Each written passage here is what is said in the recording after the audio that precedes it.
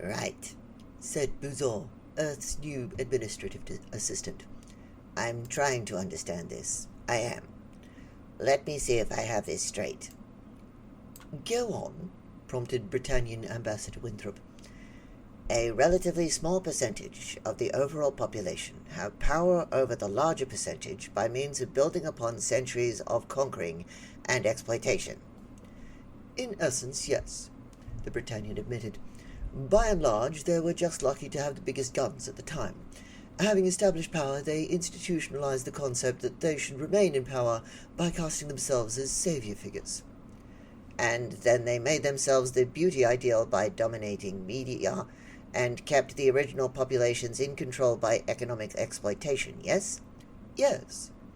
And now that we've come in with the bigger guns and the mightier force and are actually trying to make things more equitable for everyone, they object? Yes. Why?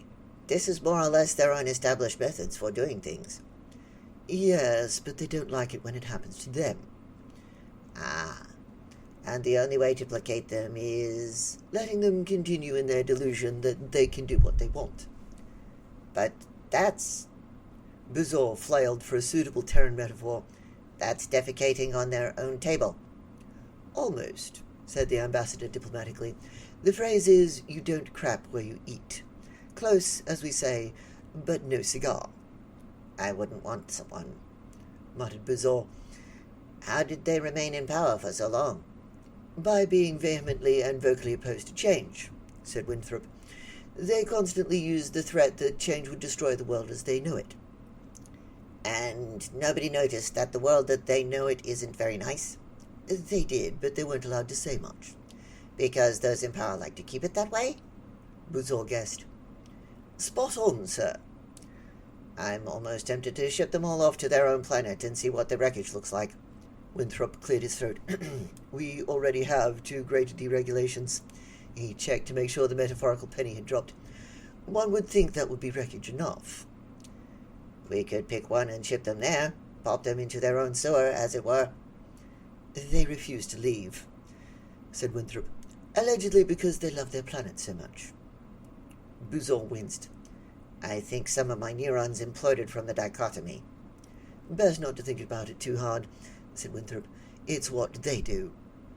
Buzor rolled his eyes at the universe at large and sighed. Humans.